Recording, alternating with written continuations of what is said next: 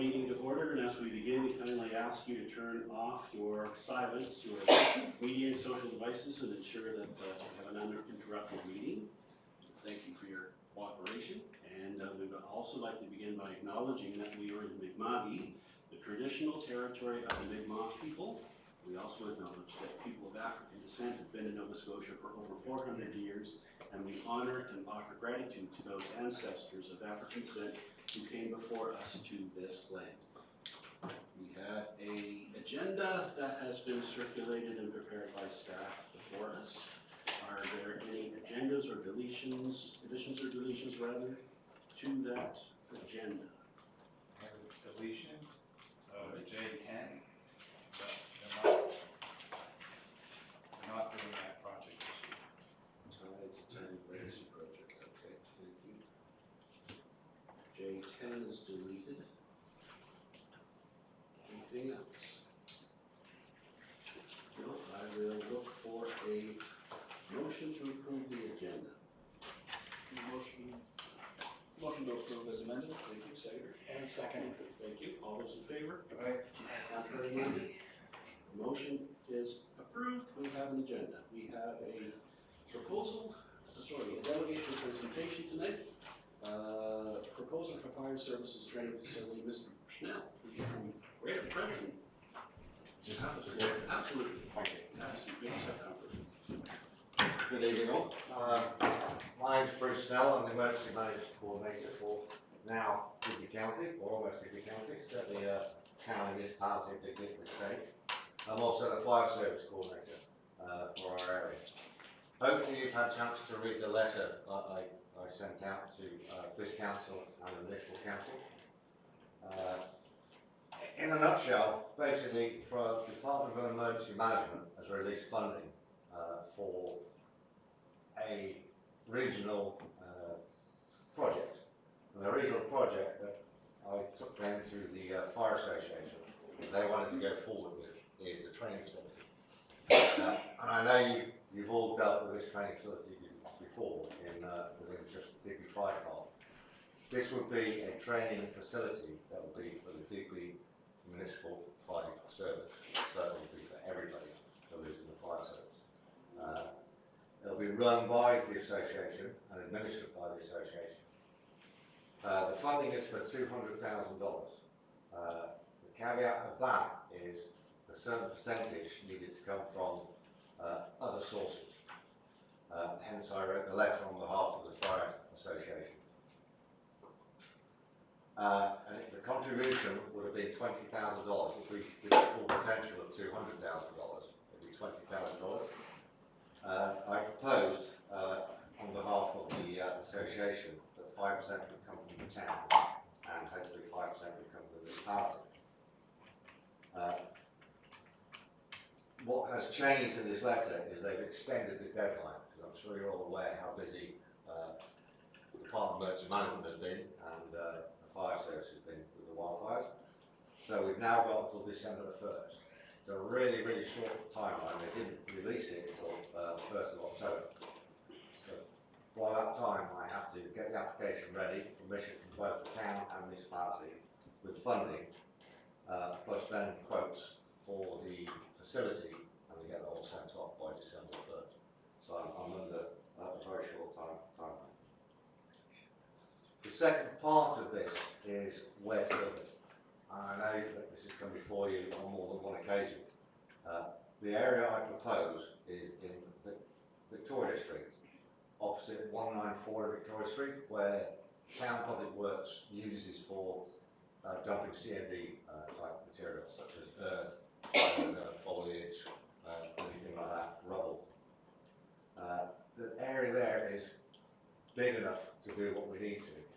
The second part of that is there is a water mains for the hydrant system, which is just running down that street and can easily be extended into the area. So, in essence, I'm asking for two things. One is the funding, and the second part is the ability to build it on that piece of land. I'm more than open to any questions you may have. Questions from the floor? Mr. Mayor. Yeah, so Bruce, just one question. And I know Victoria Street is probably not a good location, but we have kind of dedicated that spot for housing because it is big enough for housing. And the other thing as well is, I'm just wondering if the business park would be a possible site. There's a property that's available on the business, at the business park, sorry. And we used to do a lot of training out there because there's no traffic. Hydrants are there as well, so it'd be ideal, there's parking for other departments to come. And we have a piece of land there that's really no good to us. To go back to the first part, the housing side of it, this is not going to be a permanent structure. It can be moved if it needed to be moved. Okay. The footprint is literally going to be a prepared piece of land with gravel, and then the containers will be sat on 4 blocks on each container. Okay. So there's equivalent of 3 containers, one stacked on top of another, and one next to it. The one stacked on top of the other, that will be the simulated house, the maze and roof access. So they would go in, there'll be a stairwell, there'll be into rooms that could be changed around, so it'll be different for every time that it's used. And that will be a smoke machine will be used in that. They then have stairs going up to the 2nd level where they can access it from the roof and utilise that side. Once again, there'll be rooms up there in the dark, in a smoke atmosphere, in full gear, they'd have to try and find it. The lower part will eventually be the burn side of it, but that will be used a lot less than the other side. The piece of land that I believe you're talking about, the business park, that's a bit of a swamp area. It's a little wet, but I mean, it can be, you know, a permanent location, really, that's the thing. I mean, you know, if you're gonna get this place over on Victoria Street and 6 months down the road, somebody wants to build a complex there and you gotta move it. Yeah. You know, and if you want to expand, there's probably room for expansion up there. I don't know how big it is, but. I mean, obviously, I'm open to either option. Yeah. I'm not. I just wanna see it happen, put it that way. Yeah. But, again, I think that's maybe a better solution, I'm not sure. Okay. But again, seeing how much space is there, Yeah. right? Because it isn't ideal, I mean, Victoria Street in summertime with ferry traffic and everything. I don't know. Once So your hydrant. they would go straight in, there would be no road traffic because they'll be turning literally. It would go right in. And it's all Your drained. hydrant's right down below the hill anyway. Yeah, and they'll be able to extend it, which would cost approximately 3,600 to move it, put another one in. So there'll be its own dedicated hydrant. Okay. And that wouldn't be used as much as you think it would be, Right. because there's not really a lot of life like Yeah. that. Most of it is going to be used with a smoke machine, because that's a lot safer. Yeah. And if they're going to use the live fire, there's going to be really strict controls. And the ability for them to do it on an often basis would not be.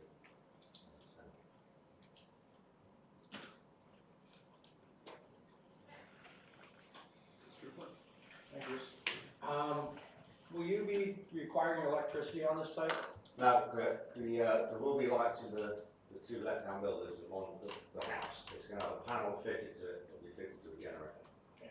And each fire department has their own generators, that we plug in, that's literally to run the lights, for the safety of the. Okay.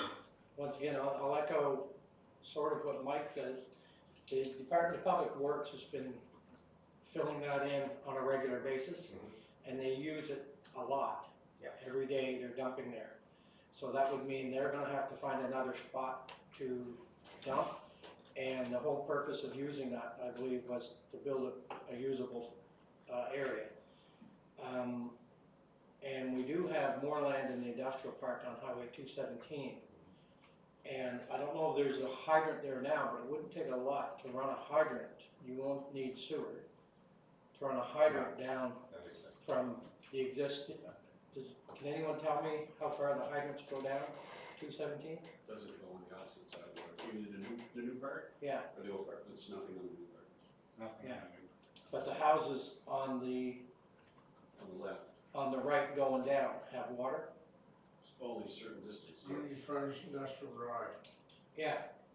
So if need be, you could run water from there down. I'm just saying that that's an option that, like Mike said about the parcel land in the industrial park, that parcel over there, we're also looking to find a use for, and there's lots of land there. And if you don't need sewer, there is electricity available there, and I think there could be water without too much problem. So I'd like to see you consider that also. I'm open to any parcel of land as long as we get to build it. I went for that area because I did speak to Public Works, and there is room there for us to use that, and they can still use it for their dump. For everything they're doing now, it wouldn't affect their operation. Where it is, I'm fine, as long as we can get it built.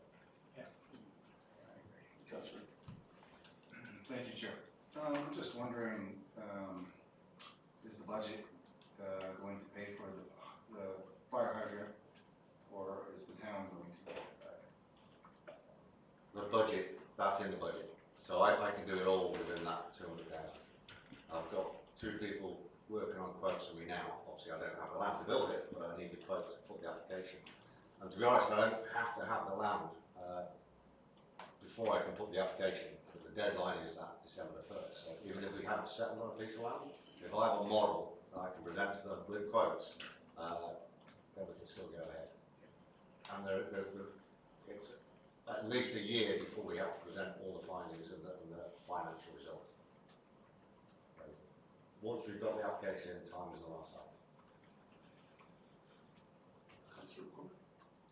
My question would be around the cost share between the municipality and the town. Yeah. With the municipality having about 3.5 times the population, and I believe 10 of the 11 fire departments, I'm wondering why it's 50-50 in terms of the funding as opposed to heavier weighted for the municipality versus the town. It's a good question, and I'm presenting it to see what I get. The other part is, I know that the Digby Fire Department's been pushing hard for a training facility, and this would take that away from that singular entity. Yeah. It'll be run by the fire association itself. And because of the location, actually Digby uses it probably the most. Yeah. Okay, thank you. Anyone else? Questions, John? So, on who's gonna own the facility? Fire station. So, are they going to purchase the property? Or are they gonna try and lease the property? That is not something I factored in because I thought the goodwill of the town and the municipality where the land is, who they're serving, it would come into effect. Obviously, maybe I'm not. Well, I'm just bringing it up because, you know, Councilman McCormick's concerned about the thing, the town, allows it to go on town property, and that should be our contribution. That's indeed, as opposed to a cash donation, because that land is worth more than $10,000. And is that all the piece of land we spoke about, all 3? No, it's only one, it's gonna be. The Victoria Street. Yeah, so Victoria Street, because that's solely owned by the town. Yeah. The other 2 sites that were, in the industrial parks area are owned by, Industrial Commission, DB, or known as DB Development Agency, and, that's co-owned by both municipal units. So that property is less of a concern than solely 100% town on the property. You're probably right, especially if we choose something that can't be, that's in the industrial park that cannot be used for the old, other than that training facility, then chances are that, they'll probably donate the, well, I can't speak 100% to that, but it'll be up to that commission.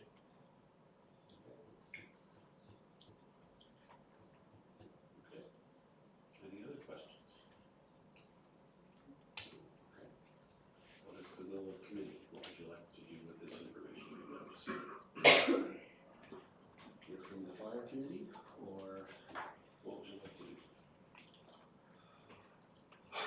Councilor Paul. I guess I can speak on behalf of the fire committee when we met, and we essentially discussed all these different options in terms of what could potentially come up out of it, or come out of it, with perspective coming from the Digby Fire Department.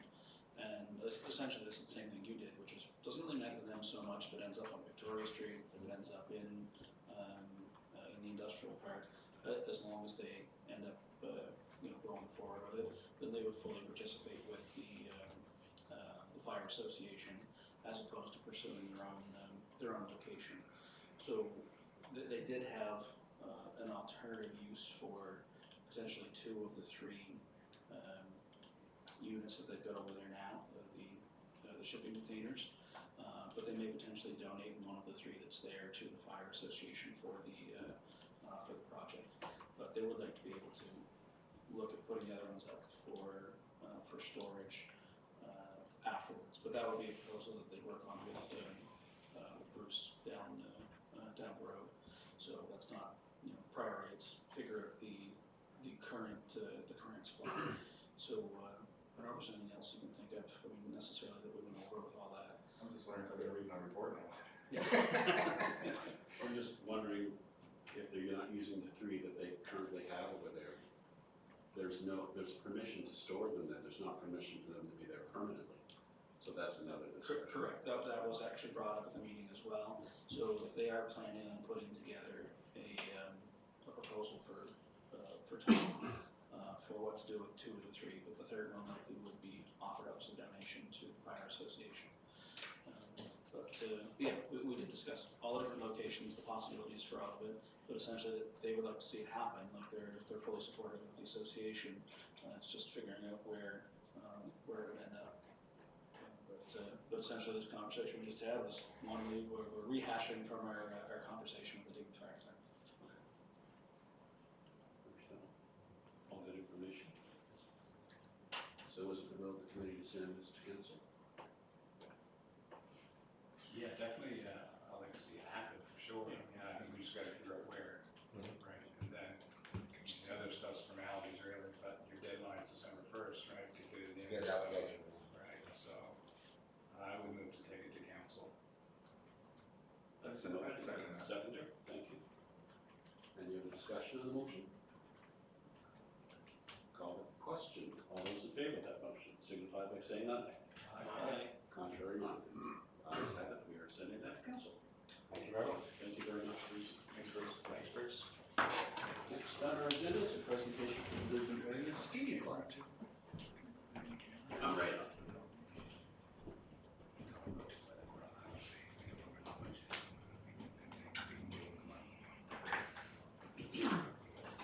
Hi, everybody. Hi. Most of you know me. For those who don't, my name's Lauren Watson. I'm Vice President of the Digby Area Skating Club here in Digby. And my lovely friend Melissa Wallace, who is our fundraising chair. And both of our daughters are in this skating program, have been for years.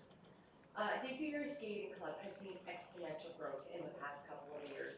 Our membership has grown from 50 skaters in 21 to 75 skaters currently. We have 3 NCCP trained Skate Canada coaches coaching with us, and all 3 are committed to staying in Digby and developing the future of our local skaters. In the 23-24 skating season, we started a junior development program to bridge the gap between CanSkate, which is our Learn to Skate program, and the Star Skate program, which is our figure skating program. This junior development group now has 18 skaters, many of who are starting to compete at events.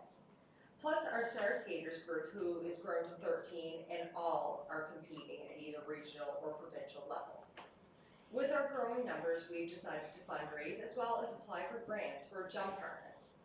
A jump harness is an essential tool for figure skaters as it provides a safe environment for climbing jumps, minimizing risk of injury, and building confidence in our skaters. The jump harness allows us to offer safe and effective training for all skaters at all levels. And let's see here. Almost a little flare. So this is going to be easy. And we go to the next one. There we go. So you'll see our breakdown here. Our final budget for this project was $92.87 plus HST. The jump harness itself from Canada West Skating International was $54.22 Scissor lift rental from Home Hardware, $540. Structural engineer was $1,200, and the fabrication of the actual mount and harness installation was $2125.52.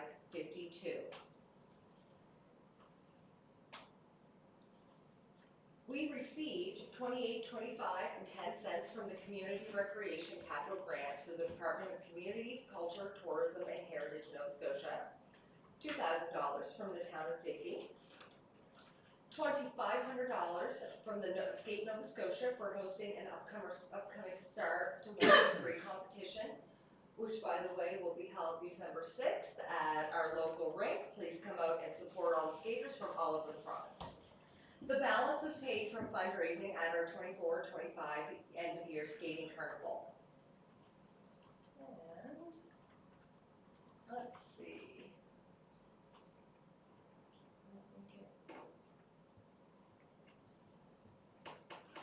There we go. Oh, it's sideways. But as you can see, it gives them lift. Again, it gives them a safe environment to do this.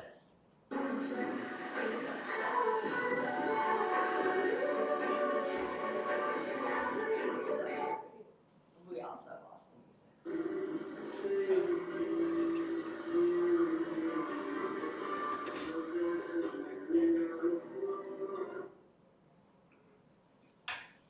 Thank you to everyone here, and thank you for your generous grant. It will benefit our skaters for years to come. Come out and see it in action Thank you sometime. very much for coming. Great. Thank you all so much, we really appreciate it. Was there any questions? Any questions? That was great. No. That's very awesome. Awesome, we skate every Friday night and Sunday morning. Go ahead. When will we see our first Olympia? I'm assuming probably a few Olympics from now, we're 25, so probably like, 28, 30, those ranges. Absolutely. Good, good. Is there a certification for someone to have to use it?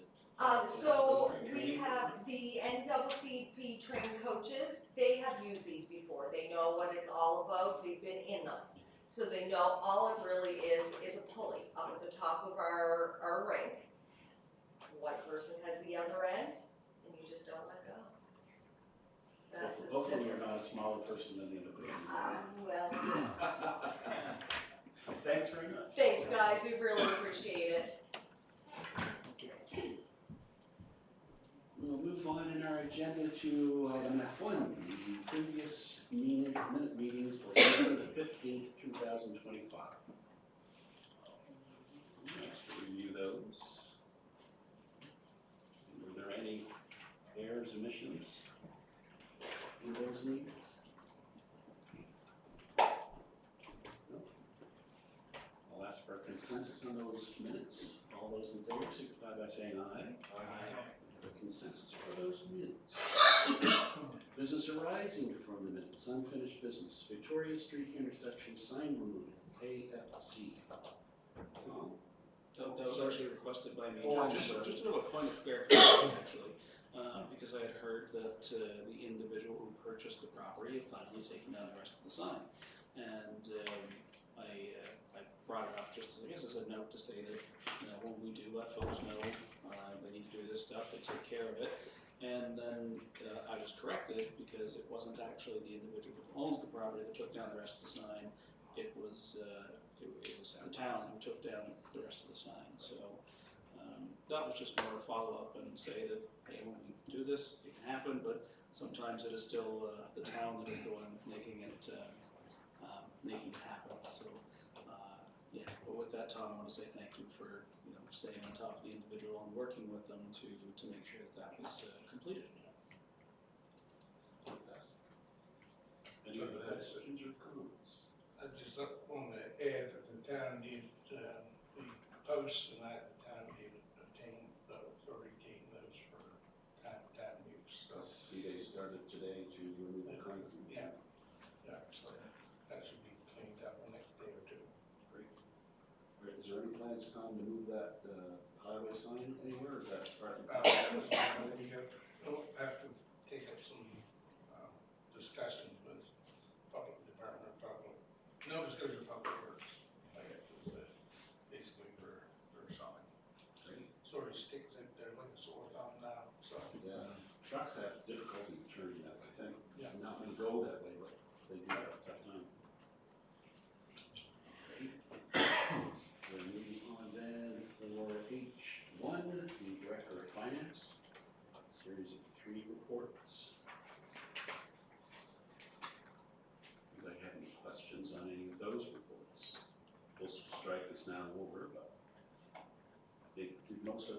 go out, Tom? They haven't been nailed out yet. No? No. So, I guess, So, the question then would be raised to stop interest charges until December the first. that's what he was, One of his suggestions. yeah, one of his suggestions was to that because of the late, people receiving the late, it was due the end of this month already. Right, so it's not even 30 days for them to pay the, I guess we'll have to ask. Sorry, go ahead, Mr. Mayor. I'm just wondering if we could drop them in the mail now. Probably could, Yeah. it wasn't 100% clear that the strike was over, right? It's not completely over, right? Yeah. Yeah. So, and we haven't, had a chance yet to discuss a lot of people are coming in, picking them up, some are signing up, they have their, email to them, That's a good which will be an ongoing thing, so, we'll have to make a decision, because especially for the out of town ones, don't want anything to get stuck in the mail. That's the other thing, especially the ones that are going, we've got tax bills that are going down in the US, over in Europe, and that, so we wanna make sure that we're at least getting to the other postal services to get delivered. Absolutely. Councilor Corr. Sure, I noticed in his report, he mentions the Canada Housing Infrastructure Fund. So I'm gonna say that's different from other funds that we've previously applied for. Was there any other detail that he had with respect to, is this something that we should look at? I did note in there, it very specifically says that it allows 100% federal stacking, so that it can stack on top of other grants. I suppose if he found there any opportunity for us to potentially look at that, like if it's something we can use with existing grants that we have, or if it might make sense for you to ask him to look into that. If once again, if there's something useful there for Yeah, us. the Canada Housing Infrastructure Fund is a new program Okay, being launched. okay, In 2026, so there isn't a lot of the details is that it is coming and how much, there's 171 million in federal funding, but that's, basically what we've, all that we know, and the fact that, on the federal side, you can stack 100% of funding from, which, on the shift, if it's provincial, it's shared as a province, provincially, you can't stack provincial funding. okay. Okay. So it may stack with the Housing Accelerator Fund. Yeah, it may stack with that, or it depends on what it is that we're getting, right? Or it could be other federal grants that coincide, right? Number one, we refer to as the gas tax. So we get that gas tax each and every year, so we have a project from Shift, and we can use all our gas tax against that program, right? Before you couldn't. It was based on what the federal share was on the program, which usually was 73%. It used to be 73%. Actually, it used to be a third, and a third, and a third, right? A third provincial, a third federal, and a third municipality, right? So I think it's opening up the door to be able to get more done with infrastructure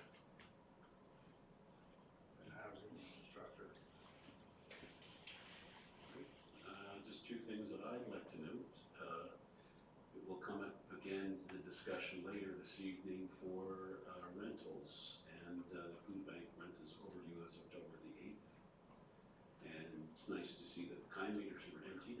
$436 that was added to revenue.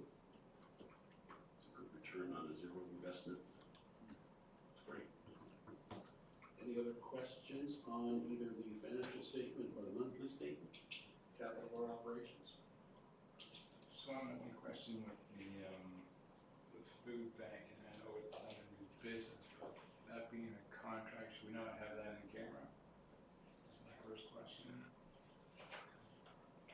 Talking about the finances, just wondering if that should go in camera. I'm willing to talk about it in camera, but should we go in camera for that one?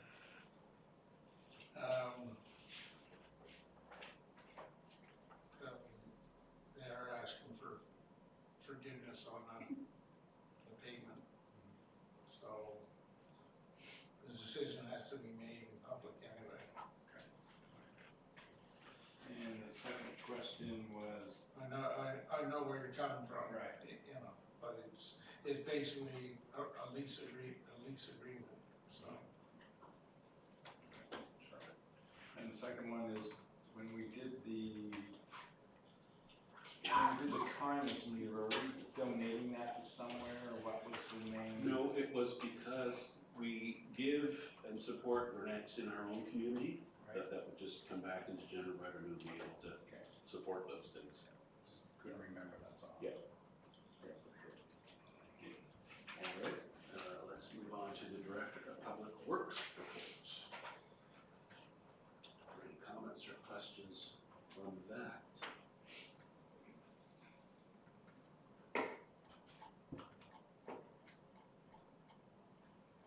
I believe the parking ban for the winter is going to be good enough. Water system seems to be still adequately supplying our water needs. I see they've done some more culverting on the culvert on Shore Road between Shore Road and Lighthouse Road, so it's nice to see that's getting done before the winter. And it's nice to see the numbers for the transfer station that we never used to see before, and actually how much is being used for pressure treated. It's nice now that it's not just being dumped in woods somewhere. A lot of old decks up there. Yeah, absolutely. Nothing further from those reports. All right, let's move on to Special Constable Bylaw Officer.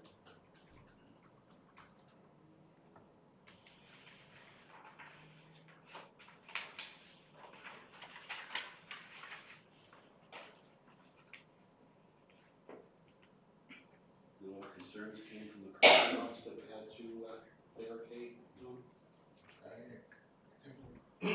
Haven't come across my desk. Driven by a few times and looked, and there's been no one who moved into the barricades to park in there, so that's good. Dog control, all's well that ends well. Vending license. Anything else there anybody has a question for? Another rapid road demolition, it seems to be going on and on and on. Do we know who the contractor is, Tom, who's Yeah. contracted to demolish it? Yeah. They're just busy, they can't get it. Councilor Horn. My question was just around, it seems like there were a lot of civic address changes. I know that's something she's been working on, but any reason that there were, I guess that many? Seems like a high number of numbers to be changing on people's homes. 16 point changes in 12 days. What's the difference between a point change and a civic change? Well, that's a good question too. I'll try and answer that.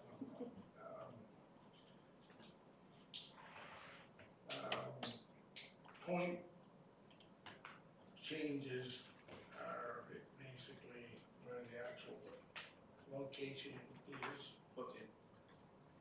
and, As in GPS? yeah, and the GPS point changes, right? And, you know, every time that I issue, a development permit is issued, and the,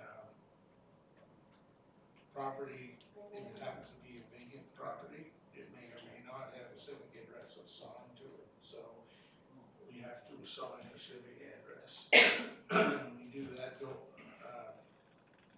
in the, development permit process, so that therefore, when you get their, go for the building permit, they have a civic address. And then when they also go to Nova Scotia Power to get power, the civic address, because, Nova Scotia Power won't even look at you unless you have a civic address and a building permit, so it all goes hand in hand. So some of those were derived at that, some of them were basically, verifying. We had 2 sites that had civic addresses verified and updated. One was, the, Anglican Church. Right? Change the street down on. Yeah, so basically they said they were off of Queen Street, but actually they are off of Mount Street. And, they weren't happy about that. However, the provincial, civic address system, confirmed that we had the correct address and that we used the wrong address. Technically, the address that they were using, it was off of what used to be called Queen's Manor, I think, or not Queen's Manor, but some, that was, it's a loop there by the courthouse.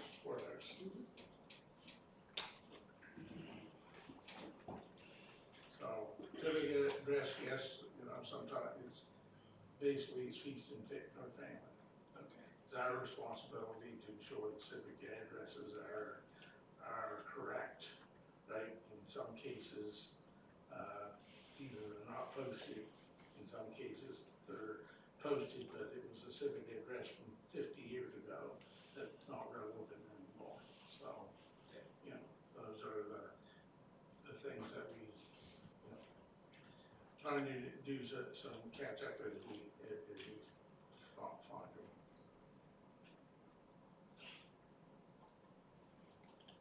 So I have questions around vending licenses. What sorts of events would be hosted at, for example, the Pines that may need a license?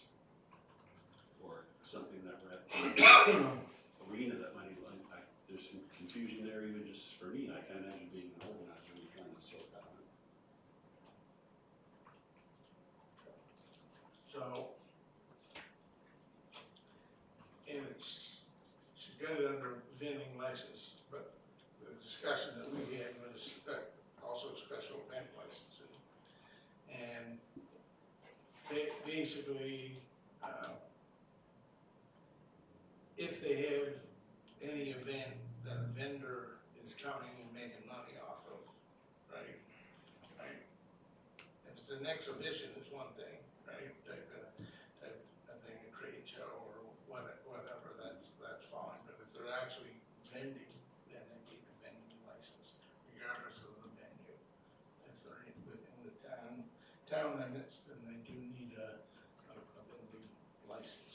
And is that, if I, for example, wanted to do something like that at the Pines, is the difference if the Pines is doing it versus an outside source renting their space? Yeah. Okay, that makes sense.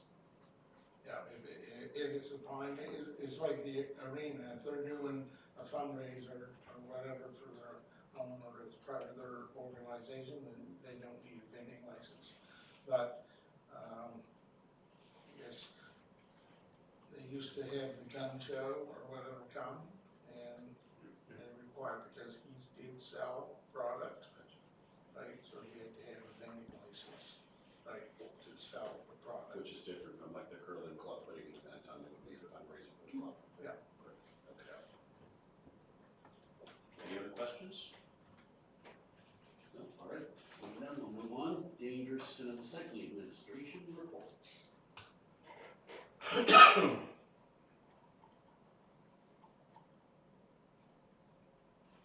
already asked about Rock Road.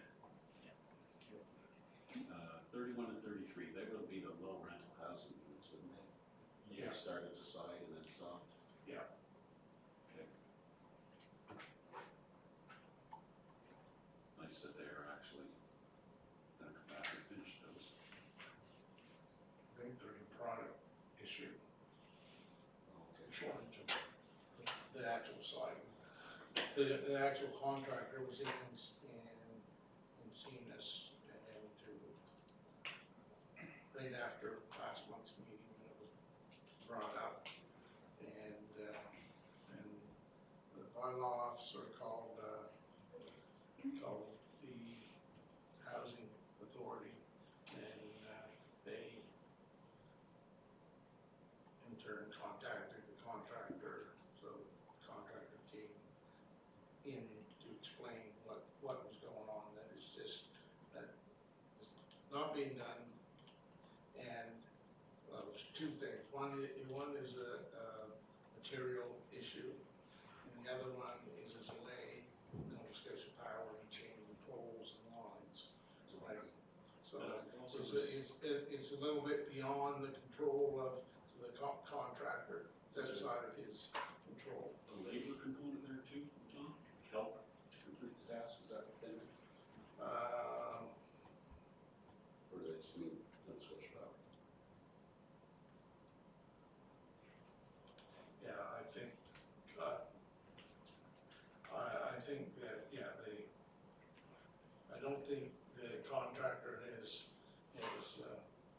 health issues, labor issues. I think it was, basically, Nova Scotia Power that, apparently what is, they have to put some new poles in, and whenever they put new poles, they go after easements for property owners, and there's one property owner that won't give them an easement, so it's sort of starting to reach into the process. Contractor would love to get it done, right? It's not, like I said, it's not the contractors, and, so.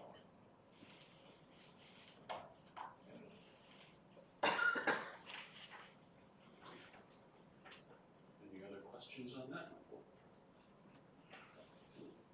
Alright, seeing none, we'll move on to the Madam Deputy Chief Administration Officer's report. And I just, make Letter. maybe I have a comment on the 53 Racket Road, just make sure that everybody's clear that, that demolition is not taking place because the demolition order was issued by the town, right?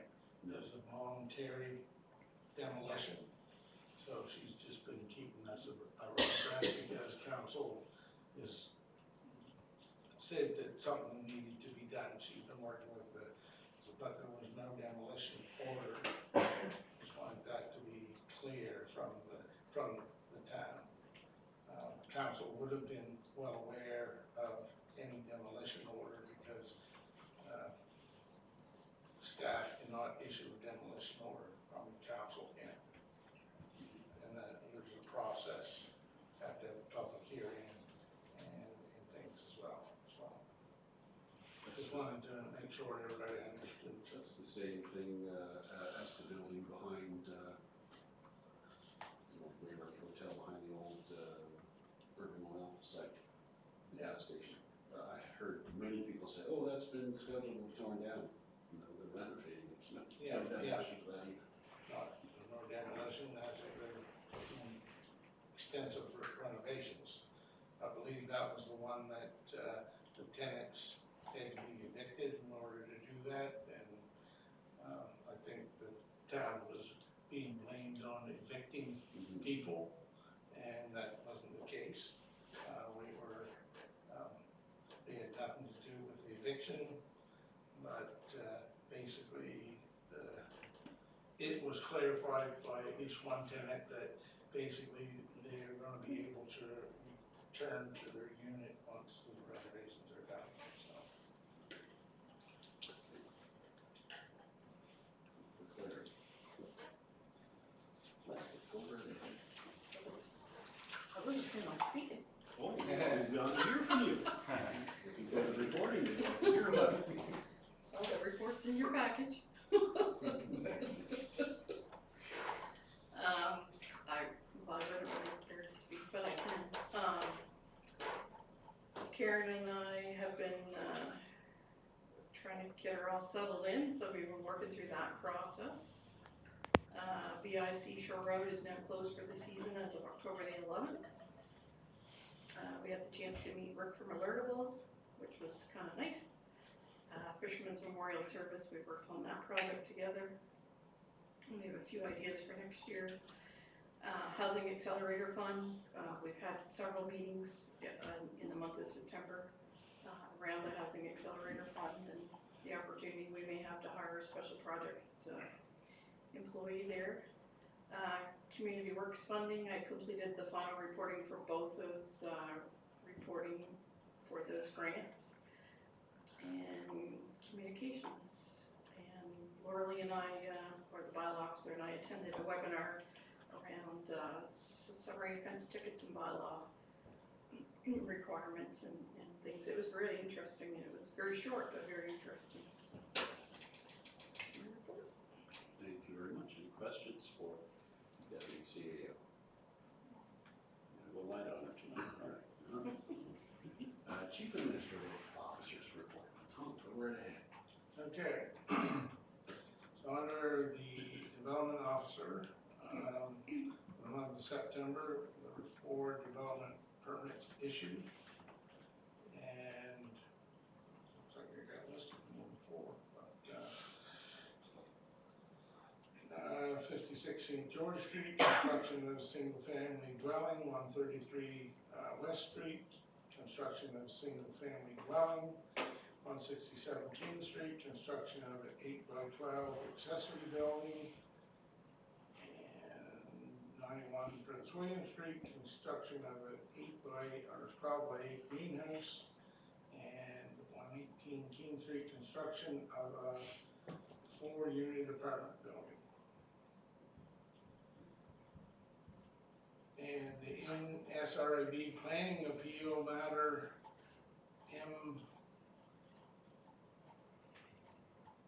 M12061, there's no update on that file. Building inspection for the month of September, there were, I guess, 3 building permits issued. 133 West Street, construction of a single-family dwelling, 118 King Street, construction of a 4-unit apartment building, 60 King Street, repairs to a single-family dwelling. Fire inspections, there was 1 fire inspection conducted in September, 128 Water Street, and follow-up inspection, and there's no outstanding deficiencies. NSRAB inspection appeal, in my report, said no update to this file. However, over my supper break, I got an email from our solicitor, and NSRAB has made a decision on that appeal, and so the NSRAB orders that the appeal is dismissed and the order to take action dated October 22nd, 2024 remains in full force and effective except for the variance of the date of compliance. The board orders that the required actions outlined in Schedule A of the October 24th, 2024 order must be completed by October 22nd, 2026. So, my lawyer said that's, for us, it's considered a win, and I would concur, it's just that they give him more time to comply.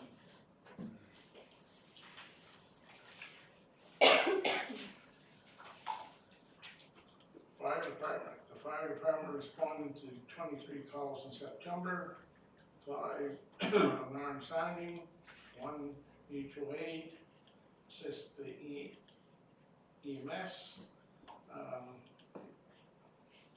3 motor vehicle collisions, 1 boat rescue, 1 mutual aid for assisting the RCMP, 1 training exercise at Tideview, 1 brush fire, 7 mutual aid, wildfires, and 1 garbage bin fire, 1 phone crash alarm, 1 trapped in an elevator. Town had 10 of those calls, and the municipality had 13. Visitor Information Center, visitor statistics for September 2025. Total visitors, 1,050. Peak days are Tuesdays and Wednesdays. Visitor demographics, high volume of American and European tourists, smaller number of local and domestic Canadian travelers. Visitor interest and inquiries, most frequently requested information. Whale watching tours, local scallop experiences, open trail options, and high engagement with local activity brochures and marine tour pamphlets. Events and highlights, Electric City display, a highlight of the month, drawing positive attention and feedback. Many visitors commented on its creative and relevance to local history. Operations and maintenance, no maintenance issues or operational concerns were reported during the month. Facility remains clean, welcoming, and fully operational. Staff and volunteer notes. The staff maintained a high level of customer service and engagement. Peak days were managed efficiently with no staffing issues noted. Visitor feedback, general feedback was positive especially regarding quality and clarity of information provided, friendliness and helpfulness of staff, availability of brochures and maps. Visitor statistics for October 2025. Visitor visits for the first week, approximately 30 per day. Average visitors the second week were around 15 per day. In total, the first 2 weeks, roughly 190 visitors. Visitor trends and operations. The first week of October was relatively busy with a steady daily traffic averaging about 30 visitors per day. By the second week, visitors had dropped to about half that level as the season began to wind down. During the second week, staff focused on cleaning, organizing, and backing up the center preparation for the off-season. Summary. Overall, October reflected the natural slowdown following the summer and early fall activity. Despite reduced visitor numbers, operations wrapped up smoothly and the center concluded the season in good order.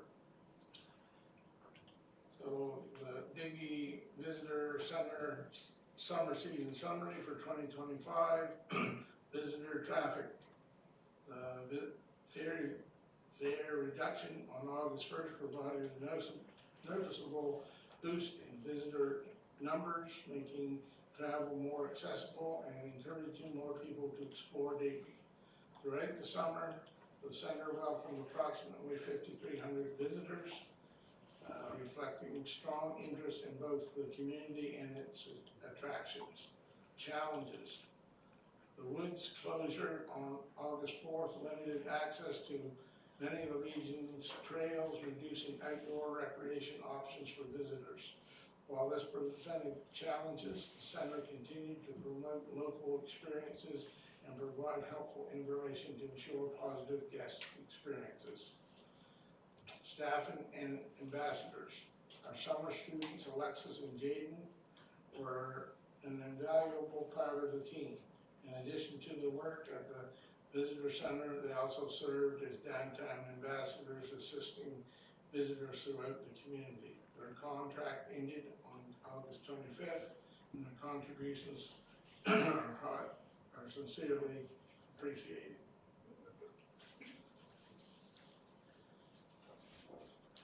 Events, Scallop Days, Lobster Bash were seasonal highlights that attracted visitors and added to the vibrant atmosphere of the summer. While major events such as the Wharf Rat Rally did not significantly impact overall numbers, the season still maintained steady engagement from both tourists and locals. Overall reflection, the summer of 2025 demonstrated the resilience and adaptability of the Digby Visitor Center.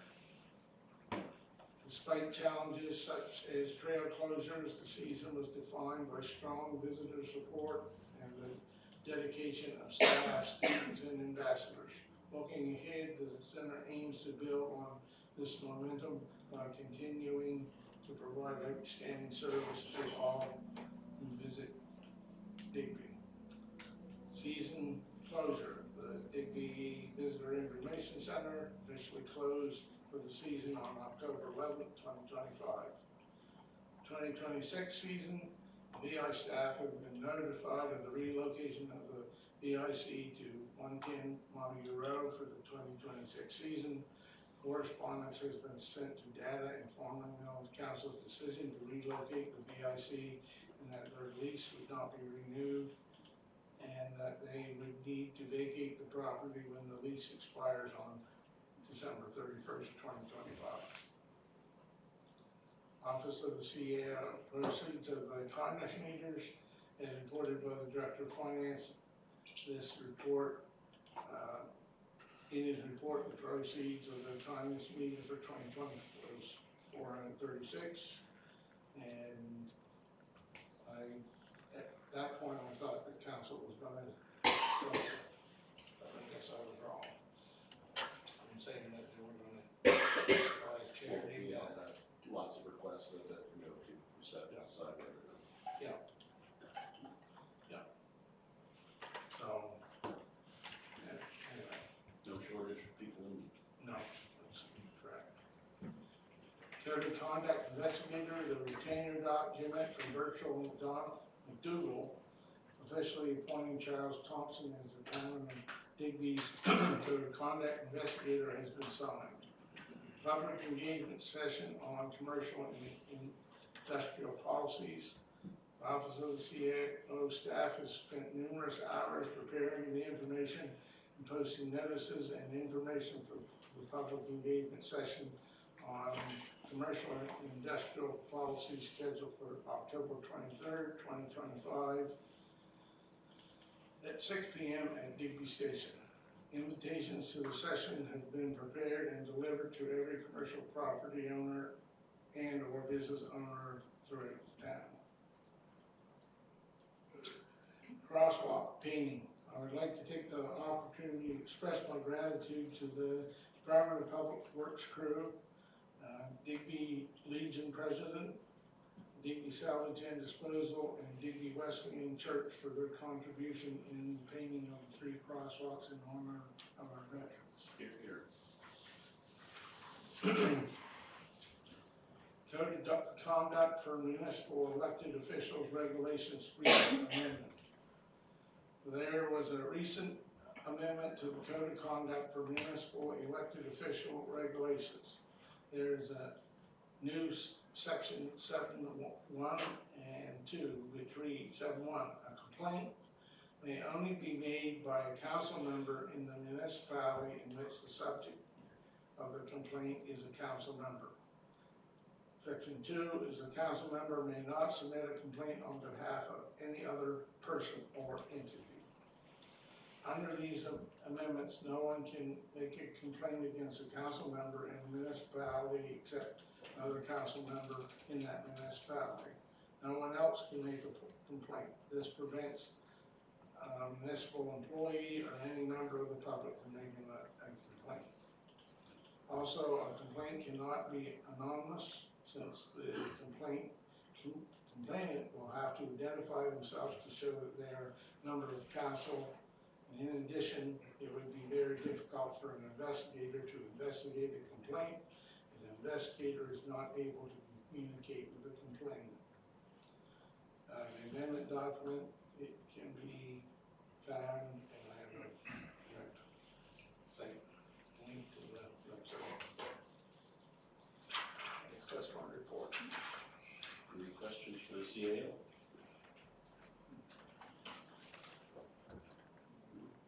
Hearing none, I'll ask for a motion to approve all of those reports. So moved. Seconded by the mayor. All those in favor of those committee reports? Aye. And contrary minded? Motions are carried for those reports. Correspondence, there was nothing in correspondence folder last time we looked, Leslie, is there No, anything? nothing. No correspondence. New business, Councillor Foote from the Institute. Yes, okay, This was the new one that, yeah, that didn't get included, I don't think, in the package on the computer, but you no, should have a copy. we had it before the meeting tonight. Yeah. Okay, thank you.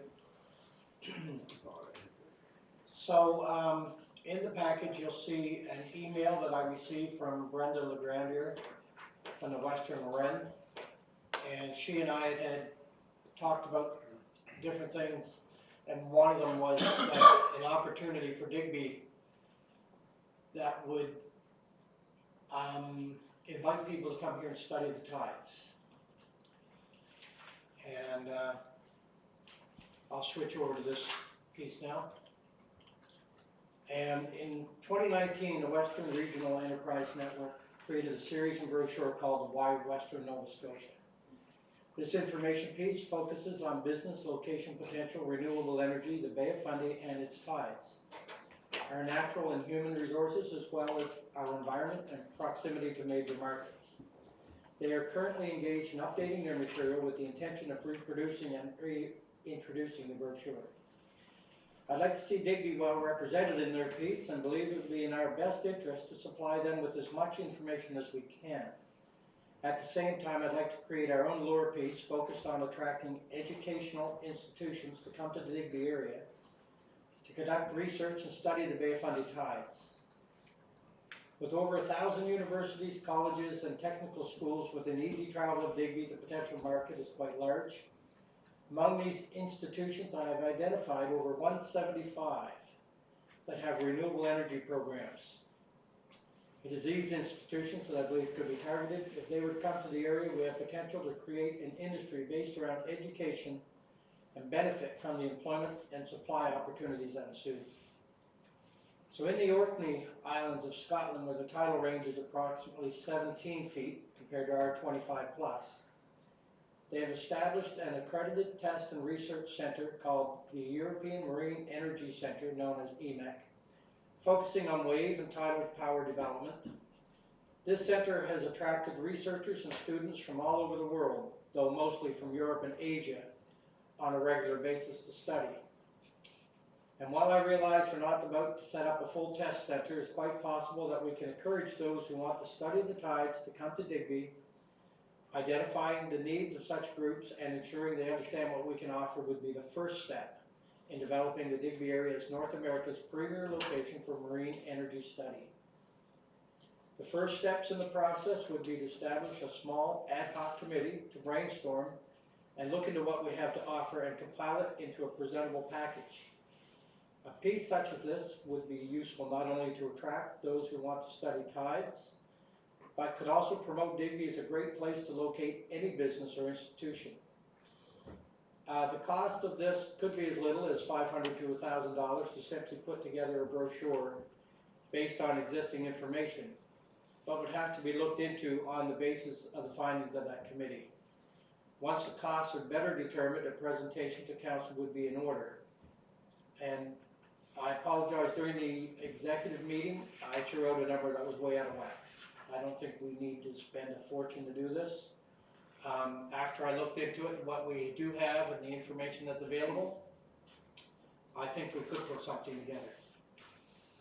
And so I would like to ask that we look into establishing an ad hoc committee to look into this.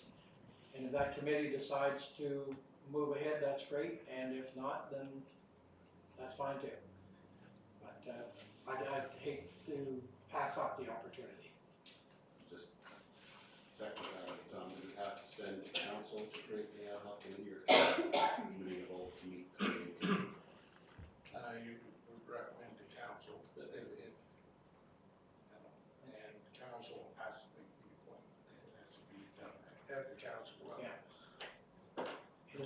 wants you a can- copy, But you can recommend, the committee can recommend that an ad hoc committee be set up, if that's the wishes of the committee.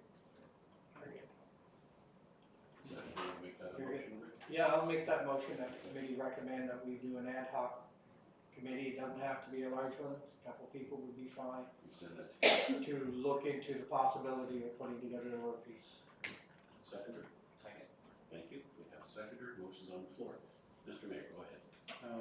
The one thing too that the council board did mention when you dealt with Ren is Ren now deals with MIT in the States. So they're already contacting universities, so it's an easy in for MIT probably right Yeah. off the bat. So. And anyone wants to see their 2019 report, it's available on their website, or I'll print one off for it. It's a nice little report but it focuses on all of western Nova Scotia. And I'd like to make sure they have as much information as possible from Digby, and while we're compiling it for them, we can use it for our own uses. Thank you. I just, from personal, sorry, Shane, before you, just from personal experience, Rick, I know that at the store, we've had, not this summer, last summer, we had people that were strangers, and they were looking for certain things, and in a discussion with them, one was from MIT, one was from the University of,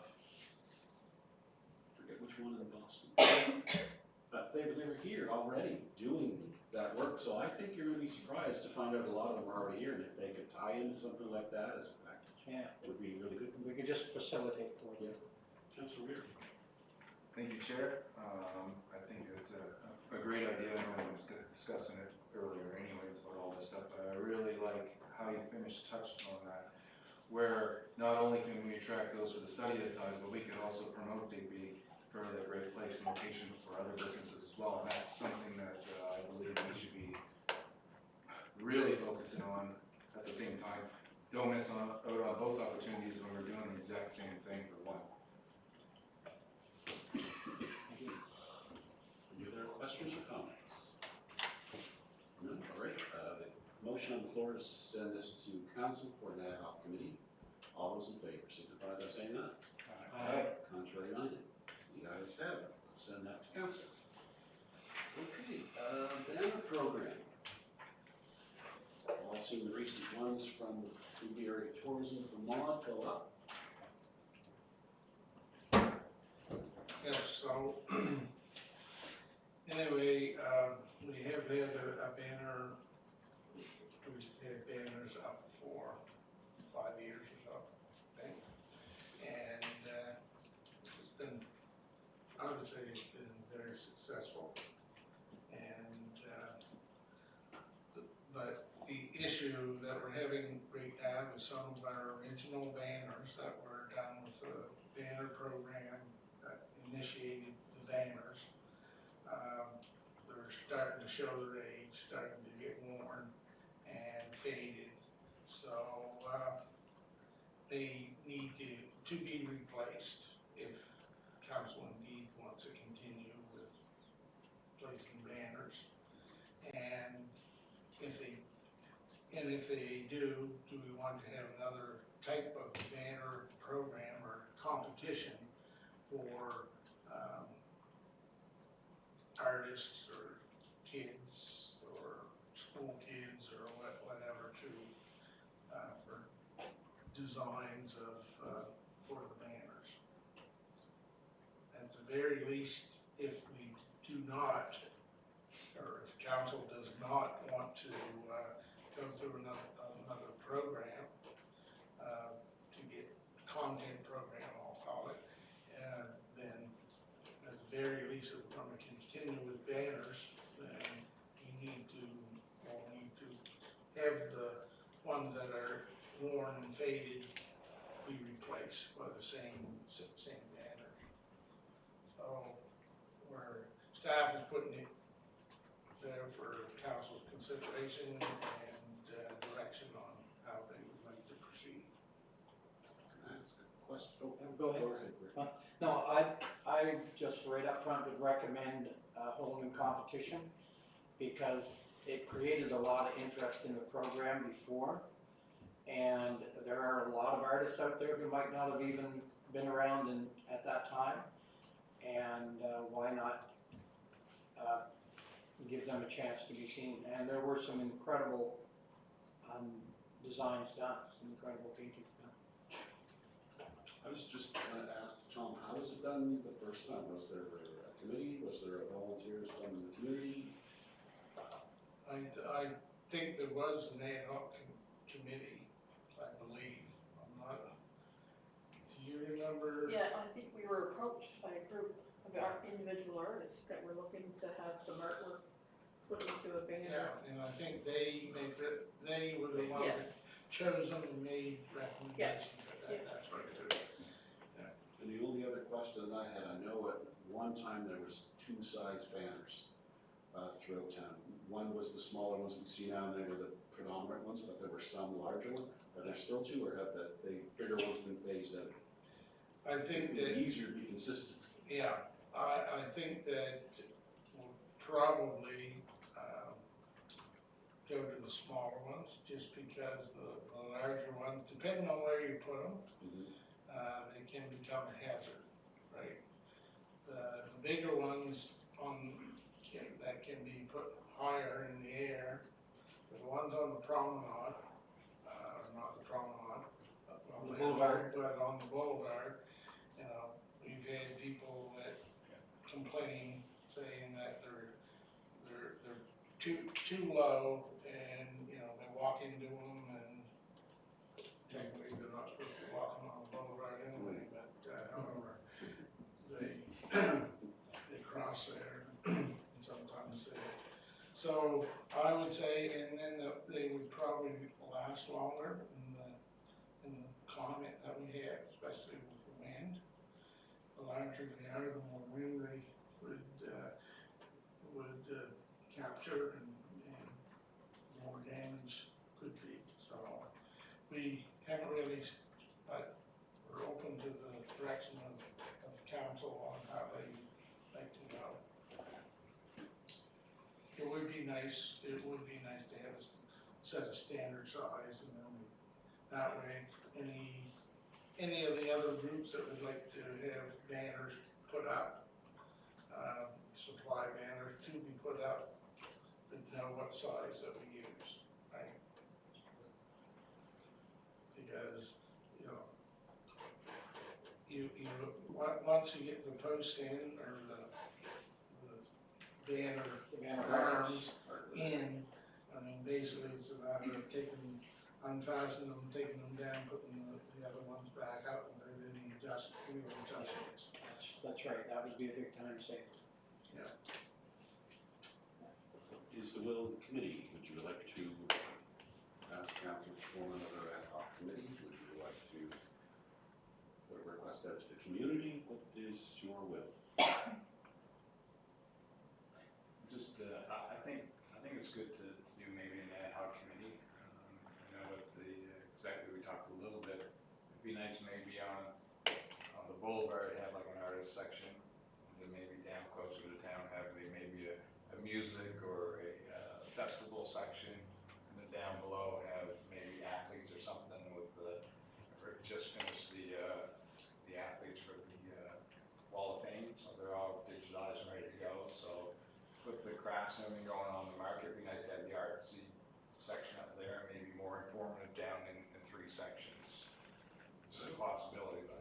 I don't see why we have to limit ourselves to downtown either. No, we don't. There are many more areas. Yeah, exactly, yeah. I mean, we could basically do the loop, so to speak, down Yeah. Racket, back up Victoria. Yeah, it'd be nice to extend it. And down Warwick, Yeah. right? And And it's so sort of- that, It's beyond banners. I mean, we're at a Yeah. point now too, maybe we should start investing in a little more hardware and Yeah. putting a little further afield. Yeah, we should do it. Councilor Reed?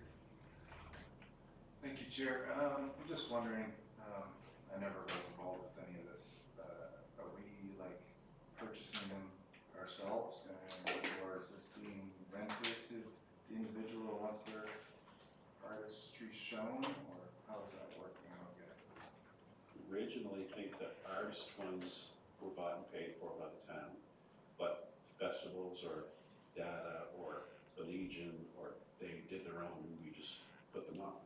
Is Yeah. that correct? That's correct, yeah. So initially, the initial banner program that we did, where we had the competition, the banners were then, produced by the town, paid for by the town. And it would be under our, usually it was under the beautification money and stuff that we had. Our, province, did away with that program this last year, so, but, I mean, we are getting, I mean, it's part of your beautification budget, is the same as the flowers, right? You pay for the flowers, and plant them and maintain them, but we do have a rental or program or a promotion program where somebody can, pay to have in memory of so-and-so and that, so that program didn't take off as well as the bench program did, but it's basically the same as the bench program, right? You could say this flower box or this basket is in memory of so-and-so or whatever, so. The Legion's program too started as a fundraiser as well, to do banners for, in memory of people who served their families. And I know in Weymouth that on top of below the banners, the banner is up, and lots of times a business will sponsor a placard that goes below. Couldn't put it on the promenade, on the boulevard, no. No. Up on Victoria Street. And I think that Victoria Street would be great, because I know, it looks like a drive-through area. In particular, the Legion would love to have a few of their banners out there this time of year. If you look at Yarmouth in particular, especially for Remembrance Day, I would say their main street is 5% of the banners that are up in that town. Every little side street has, Yeah. in memory of, they're just lined every day. They have a good program. Cool.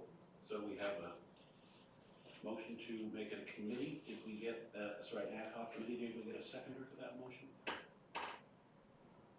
I'll second it. Thank you, Councillor Foote. All those in favor of sending that to council to set up an ad hoc committee, say aye. Contrary minded? Motion's carried. Okay, committee on the way. Washroom and showers at Digby Station extension of time.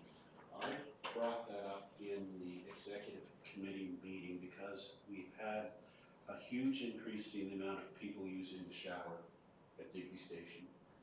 There's not necessarily residents of Digby, but for the county, with the lack of rain, lack of well water, people have really been coming in and trying to use that. So as a goodwill gesture for our neighbors, I suggested not keeping all the washrooms open, just keeping the shower open at Digby Station for one more month, and ask the county to go halves, and maybe we'll pay the water bill and they pay the cleaning. As a goodwill gesture to our neighbors in the county, that's my suggestion. Councilor Reed. Thank you, Chair. Yes, I've been contacted many times about that, and you are 100% right. There's a lot of people still open the water, and they have asked me, literally 2 people today. So if I can, I'd love to make that motion of your suggestion. Thank you. Do you have a seconder for that motion? Second. Thank you. Any more discussion on the motion? All those in favor of keeping the washroom open until the end of November? Aye. Contrary minded? Motion is carried. Tom, could you make an inquiry possibly to the county if they would be willing to help us with the cost? Thank you. Development officer job description. Next on our agenda.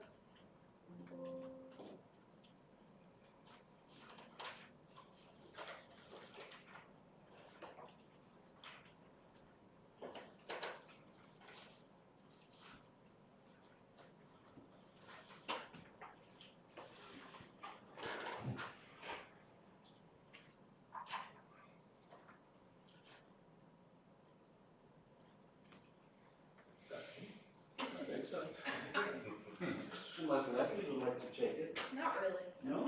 No, Okay. I'll look at it.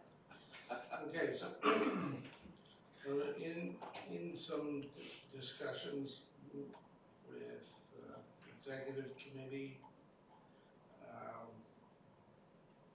I was tasked with doing a job description or drafting a job description for development officer. And, so I did, this is what, I came up with. So, the development officer is appointed by council and is responsible for administering the town of Davies land use planning and development functions. This role ensures compliance with the Municipal Government Act, planning legislation, and the town's municipal planning documents, bylaws, and policies. The development officer provides professional advice to council staff, developers, and the public on planning, land use, and development matters to support sustainable growth and community development. So, in drafting this, I looked and included some of the things that should be done, site inspections and things like that on a fairly regular basis, but not every instance. And, so, and I'm just bringing that forward to see what the discussion of this committee is, and see whether it's gonna move forward to council. And, I do have further proposal on development officer to be discussed at in camera session. So, but basically I was asked to draft, and I was also instructed to make amendments to the CAO job description to take the role of development officer out of that. And quite frankly, wasn't in there in the first place.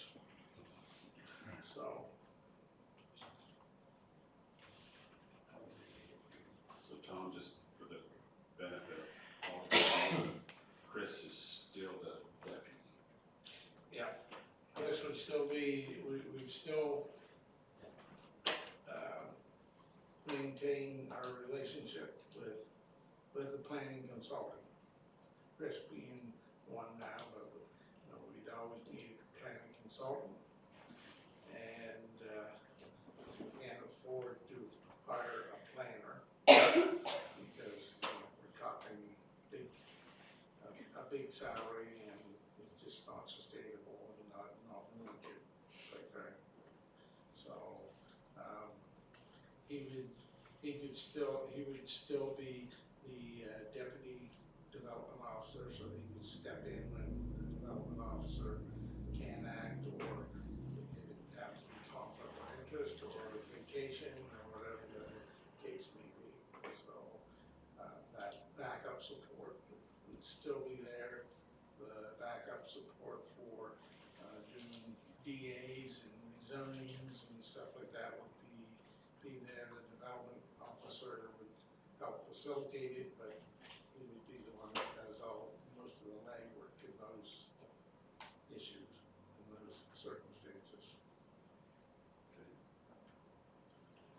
Councilor Lear. Thank you, Chair. Can we just, can I make a motion to defer this to the in-camera, and we can get some more details on what you're talking about, possibly then maybe make a motion after to bring it to council if? This doesn't fit any criteria to go to camera, does it? Yeah, talking about a Position? new position, so, I mean, in the proposal that I've got, is intended to go to Would they go hand in hand? council, and it would go hand in hand. Okay, so should I have a motion to move that to the council? that motion? I'll second it. Councilor McCormick, all those in favor of that? Contrary minded? Motion's carried. We'll move that to in-camera. Very well. Okay, on my recollection, that brings us to J5, the Digby Area Food Bank. A letter from Mr. Tibbetts regards to the rent for the food department, for the food bank, sorry. Do you have a chance to read his letter? It's already in default. They are already in default. Sorry, it's not personal. Comments? Concerns? Tom, just what's the rent that we charge, for the food bank currently, and what does that, include in the rental fee?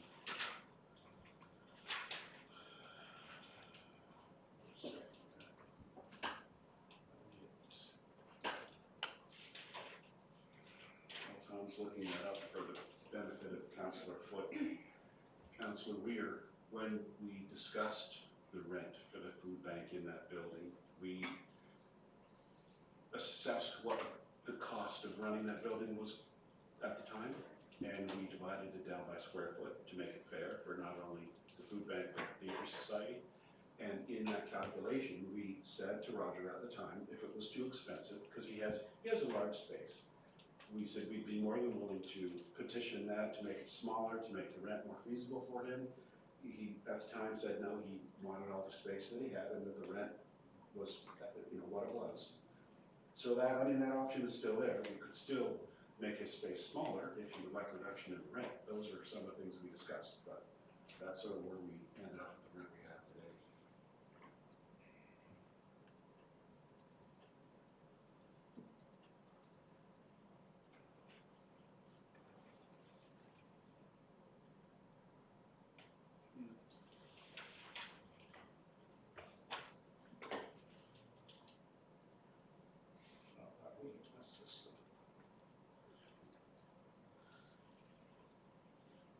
I think that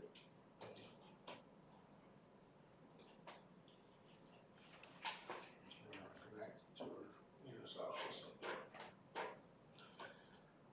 Unfortunately. Go ahead. I think it's around $1,100 or something, or $1,200 in that facility. And that's water, heat, everything, right? That's an all-inclusive rent, right? They don't have to pay, they don't have to pay for snow removal, they don't have to pay for anything. And all of his freezer and fridges that are all plugged in up there too. And that's almost, what, half of the basement? Yeah. Half of the basement. Go ahead. Thank you, Chair. Again, touchy subject. Is there a way we can move this also to the camera and then come out with a motion of where we're going with this? Well, he's asking the taxpayers for money. Just a suggestion. What's your advice, Tom? Well, I guess, the mayor asked about it before, but the thing is, these are requests that has to be, done in public. The decision has to be in public because it's taxpayer dollars. That's right. Yeah. Discussion, but,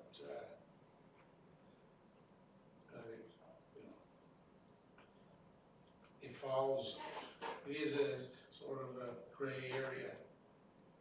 I mean, it is rent that's past due, and, so, We have tried to help him several times. Councilor McCormick has been a trooper in doing everything for him but signing the documents. And he has resisted some of the help we've tried to offer him. You're right, it's a gray area and it's a touchy subject. Everyone knows we need a food bank. It's an unfortunate thing, but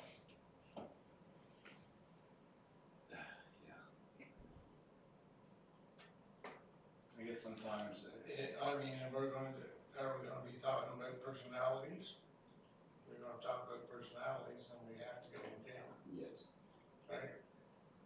And if the discussion is gonna get to that way, then we need to go on camera. comment was gonna go to that, so. So I guess that's the thing, you're talking about an organization as an organization, but if we're going to get into personalities, then the discussion is eligible to go with camera. Finish, Mr. Mayor? I think so. Councillor Weir. Okay, thank you, Chair. So you did mention an option of sizing him down a little bit, maybe. But That's always been an option. that also leads to loss of monies from that building. I know we had looked at possibly seeing how much that was worth, maybe. Remember, we were gonna get it assessed? Maybe possibly the lots that are around it as well. We've already separated one of the lots from that property. Yes, that's right. And tried to sell it. I just don't know where to go from here, and that's kind of why I was talking about going in the camera, so we have a more depth discussion and try to figure this out. So I guess because we're almost there now, I guess I'll entertain a motion to take this to in camera. Just one comment if I could. Certainly.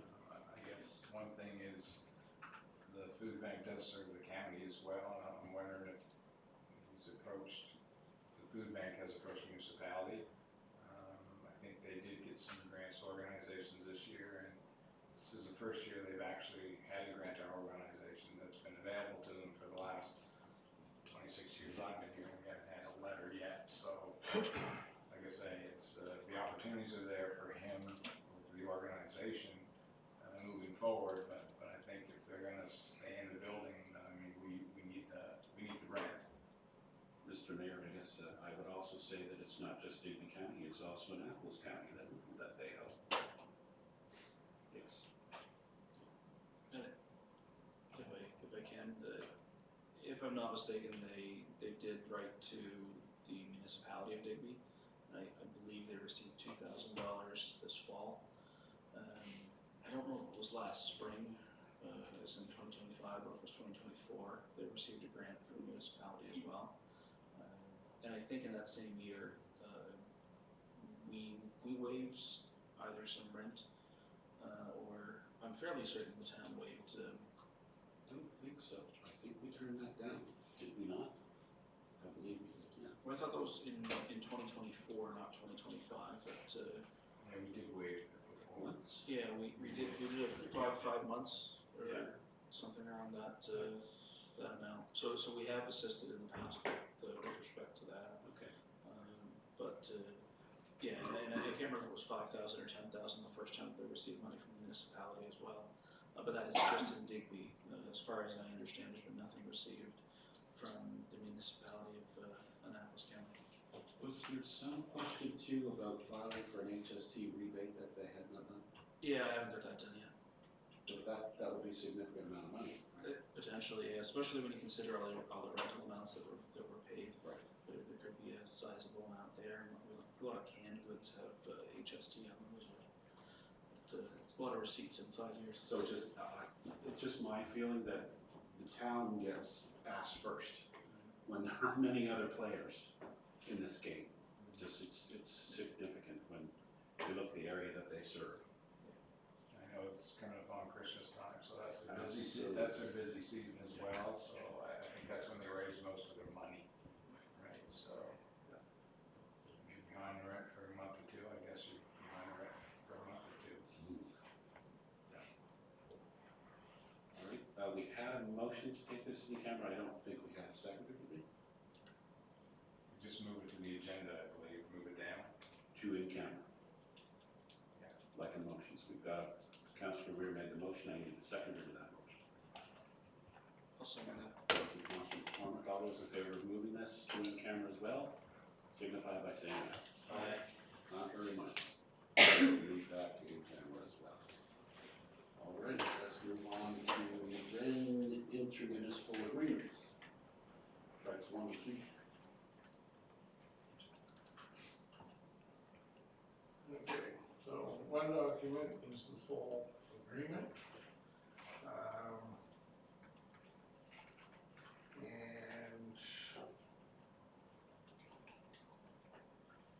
one of the, some of the, for the most part, this agreement mirrors the expired one. Under definitions, D, auditor, means registered municipal auditor, as this term is used in section 457 of the MGA, who is appointed by the audit committee to perform a review engagement of the financial affairs of the REN. That is one.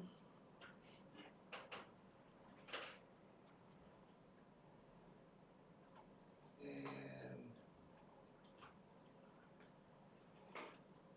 the other one is under funding E, municipalities commit to an annual increase in alignment with the December 31st year over year Stats Canada Consumer Price Index for Nova Scotia to a maximum of 3.25%.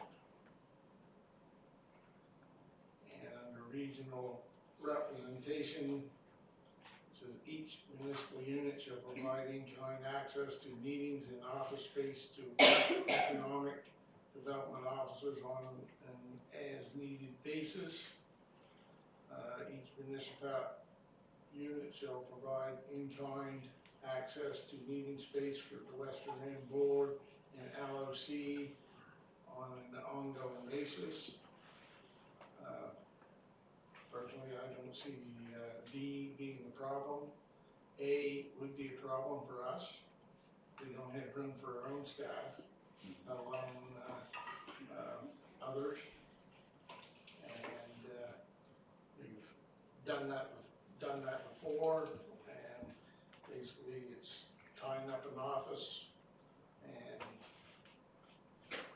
70% of the time nobody's in it. Is there a need for E as well, Tom, to be tied to a price index?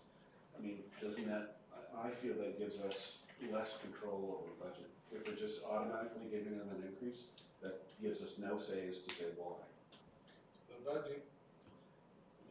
budget has to be approved by the LOC, the liaison and oversight committee, and who in turn takes each representative on that should be taking the budgets to their respective councils to get feedback, right? But if it's already in there, it's a default that that's what they're getting. And I would sort of see them coming back and asking for over and above that. I think that,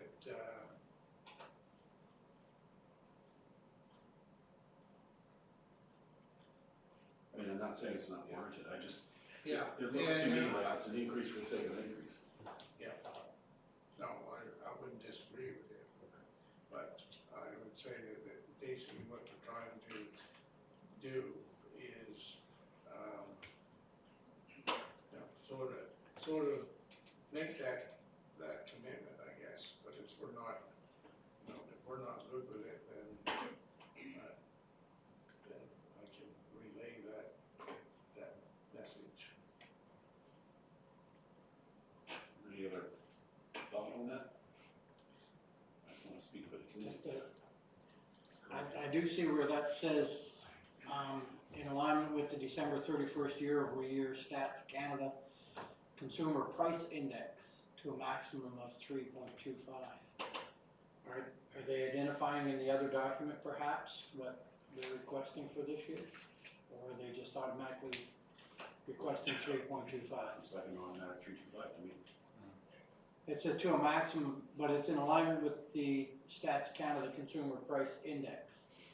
And I'm just curious what it was. So if you read D, right, the municipalities commit to funding of $277,500 for the base year, that's 2014, for the Western Maine. Furthermore, the municipal shall commit to a minimum funding of $250,000 to assure its function continues in the event a municipality or municipalities decide to withdraw from this agreement. Minimum funding shall be determined using the formula in 5D. And so the funding formula is 20% will be provided equally amongst the municipalities, and 40% will be divided amongst the municipalities, so municipalities' proportionate share of the total uniform assessment of all the municipalities. And 40% will be divided, based on each municipal, the total population of the municipality. So there's a, you've got uniform assessment and population that takes into effect on that 80%. Right? So everybody, if and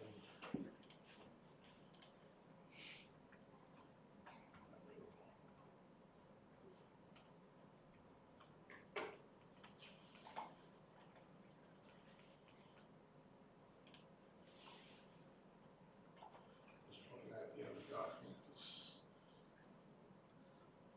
If I may, Mr. Chair, while Sylvia's doing that. I think maybe the one thing that, and it's possibly in here, but I can't tell you off the top of my head from scrolling through it and trying to remember it. If they're indicating they're going to maintain a level of service, I'm more comfortable with the tying it to inflation. If it's just the funding's going to stay the same, those are two very separate things. Because if the level of service is going to go down, the funding's going to stay the same, 100% not in favor of it. But if they're going to maintain the level of service they provide, and they're tying their funding to inflation, that I understand. Although I will also bring in, it's a bit of a tangent from this, but their funding formula that they use that weights both uniform assessment and population may be something that we wish to use in conversation with the municipality in the future in terms of how we're actually splitting costs for future projects. Because it seems like it's a relatively fair way to do it. And that's not, that source, sort to interrupt, but Yeah. that source of funding for that formula has been used quite extensively for a considerable amount of time Okay. for other things, Okay. right? And why things like dark get out of whack, I don't know. I think, well, I don't think I know the reason is because we're 50% owners of that facility. And 50/50 was supposed to be on the facility, not on the program. Right? So.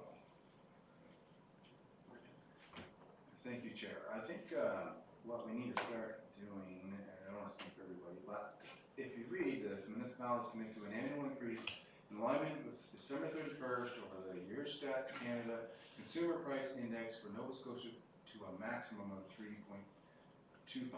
If we could change something in here just slightly and say not exceed 3.25, that would give us an adjustment of what we think is right, and not to always put 3.25, but not to exceed that. So, well, see, what does, and I understand what you're saying, Yeah. Councilor Weir, but this is, it places a cap on up to a maximum of 3.25%. We've done the same thing, this council done the same thing with wages and our salaries, right? When we had the bump there of the cost of living being 7%, there was no way that we could afford to give everybody 7%. So basically, we said that we would do cost of living was every year to a maximum of that. So basically, if the cost of living is 1%, that's all they're gonna get, is 1%. This isn't saying that they're gonna get 3.25% each and every year. But if the cost of living is 5% or 4%, it only maxes out at 3.25%.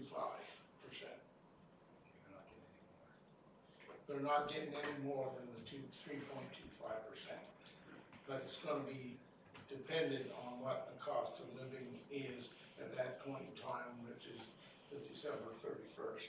Which essentially, most municipal units are using that, right? They are using that, so, for wages and other things as well. Councillor Ford. Oh, sorry, I'm back on again. About the, about having the office here, could we, going back to that, I hope, could we just say that we don't have the space, but if they need a particular space, for larger gathering, we do have Digby Center? But we can't really maintain an open office for them anytime they wanna come. No. And that's been the issue. They've been, the issue is, and I believe the municipality may be in the same issue, is office space. Yeah. Trying to, and, since they've done the renovations up there, I'm not sure what space they have for that type of thing as well, right? I think the thing is that we could accommodate them with meeting space for, one of the development officers or whoever wants to come and meet with clients. We can do that, that's not an issue, but we can't give them, an office 365 days a year. So, Right, we can accommodate them with, they could use it, because most of that would be during the day. They, depending whether this is open to the, they're not a meeting going on, conflict meeting, they could use this, and they can use Digby Station. Yeah. And, things like that, so, yeah, we would have, but I was more talking about the actual town hall. yeah, and that's what I'm office seeing space, also. Right? So if we could ask that they, somehow we have it that the office space is removed from that sentence, or, we would entertain a request for office space as needed maybe, but you can't just have one open.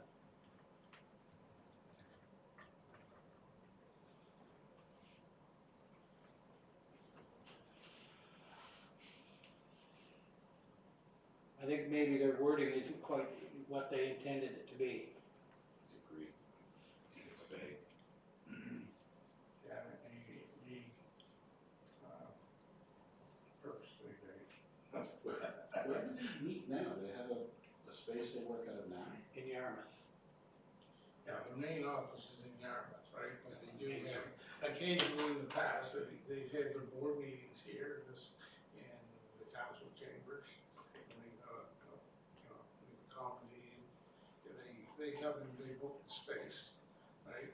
They just don't come here whenever they feel like it, they have to book the space. It would be the same with, in-kind access to meetings in office space, where basically,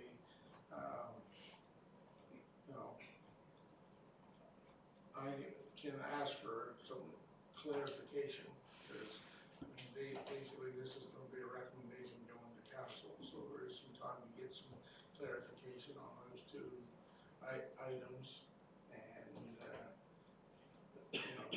in kind, that basically we, It's just from time to time, that's Yeah. fine. yeah, but like I said, in the past, the office that the grant coordinator was in, was being extensively used by Lorraine, and she was here, wasn't, but, you know, her office was all set up, so even when she wasn't here, you couldn't use the office space for her own. And they currently have an officer in NSCC. Miranda McLean has an office there. So they do have office space in Digby. Yeah. And, So it looks like you're maybe trying to get out of that space that you're paying for. Is that what you're thinking? don't know, but this agreement is for 5 years. So whatever we decide on, if we sign up to it, we are committed to it for 5 years. So we may want to be careful how we do that. Can I ask Tom too, just about D, the municipality's committed funding of $277,500 for the base year of 2014. Is that, why is 2014 in that amount significant? Is that when everything started? Yeah. That's why they based, that's where it started from? Yeah. Okay, makes more sense. Councilor Green. Thank you, Chair. Yeah, I'm just reading here, this is right now expired, this August 31st, 2025, this thing has expired. I mean, Yeah. And this is their new lookup on their agreement that they want? Okay, because that's pretty far back. No, the CAOs have been working on the agreement and that. I haven't been able to participate because I wasn't there in the things, but I can certainly reach out and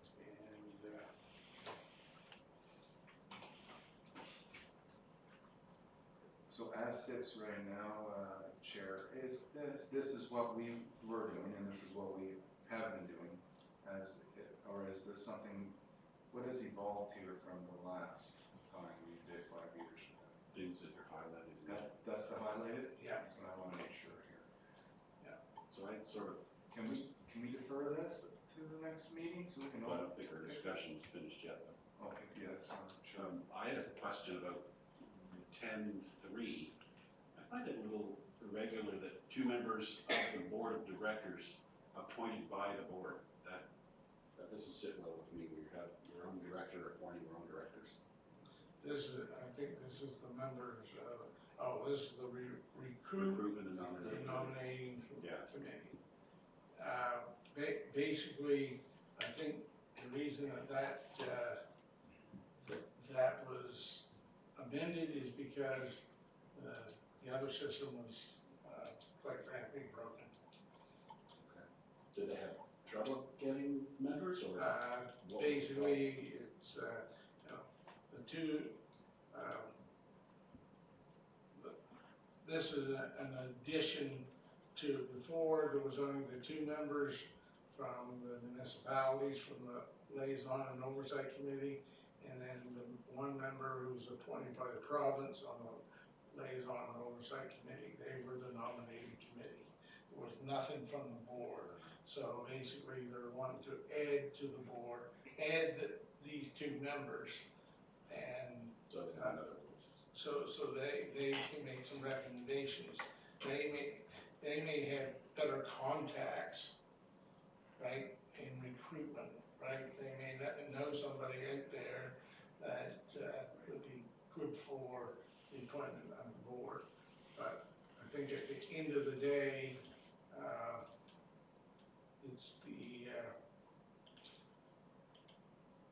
it's the Liaison and Oversight Committee that makes the recommendations.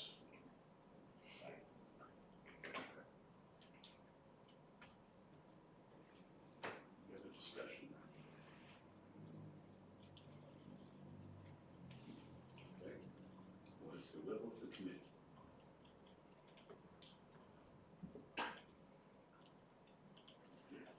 I guess, go ahead. No, I was gonna say, I move that Tom get clarification at least on that, article about the office space, before we commit to it. So if you want to get clarification, you want to move it to council so that we can discuss it after. That's what I was, Yeah. I figured that's why I brought it here first, and instead of taking it right to council, I thought that would give, if there's any questions or clarification, That gives time to get that clarification by the time it goes to the council, and then council can make their decision at that time, right? So we just recommend, or make a recommendation that this would go to, for consideration to council, the agreement. I'll make that motion. Okay, seconder? Seconded. Thank you, Councillor Foot. All those in favor? Aye. Contrary minded? Motion is carried. Get some answers and take it to council. Okay. Digby Area High School Tutoring Pilot Program. They're looking for a little funding, if I recall.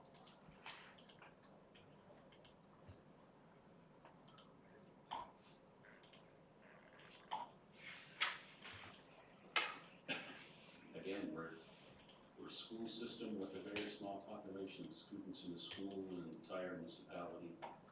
They requested for funding from someone from Woodburn. I guess my question is the province kind of responsibility? Right. Have they gone to our MLA's office to ask for funding for tutoring? Is that a motion, Mr. Mayor, to send this to the MLA?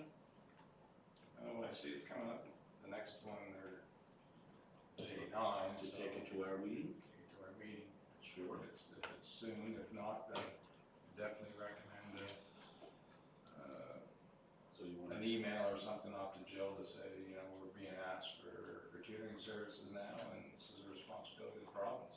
So am I hearing you'd like to defer it to our MLA meeting and send it to her in advance and discuss it then? I just don't know the time frame. I didn't see a time frame on this. And our grants to organizations is closed Yes. as well.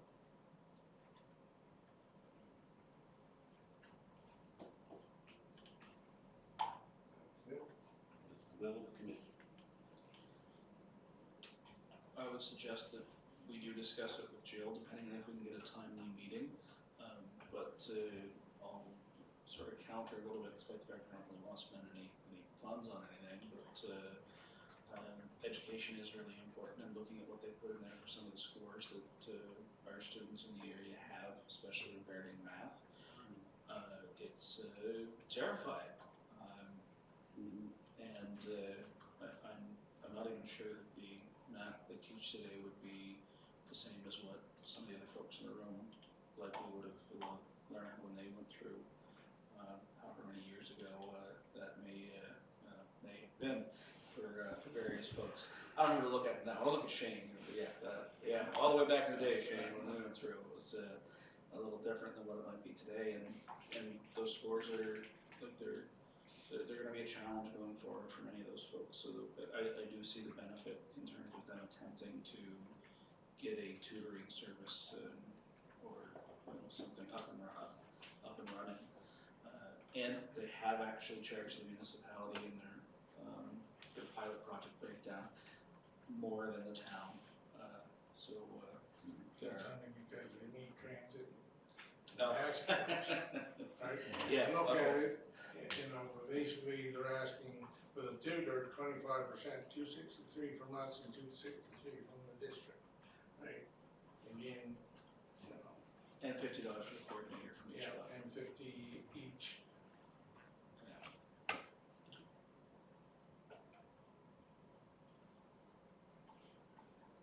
So you want to go ahead, Councillor? No, I was looking at exactly that pilot program, and I take it that's a 12-month pilot program? And they're asking, it looks like, Is it 12 months or a school year? I don't know. I would think it would be a school year, wouldn't it? okay, per year, yes, per school year. So But I it's see got that semester. they are asking the DRHS School Advisory Council for more than they're asking us. But again, Not a huge amount, but as the mayor brought up, it is stepping into something that's not our business, stepping into education. So we may at least question our MLA as to why these people would have to come to the town? I mean, I would think it would be a good argument to say to the provincial government, if our staff numbers are down this far in this part of the province, then the provincial government has a responsibility to fix that. In the same breath, I guess, we can't let our students contaminate any further. It's not a heck of a lot of money, but it's the principle of it, so. Yes. I mean, I wouldn't see not committing to it, but I think we need to address the minister on that as well, Jill and the Minister of Education. Yes, I would agree with you. It's not that we wouldn't want to help and support them, That's right. but let's ask the people responsible first. Exactly. Yeah.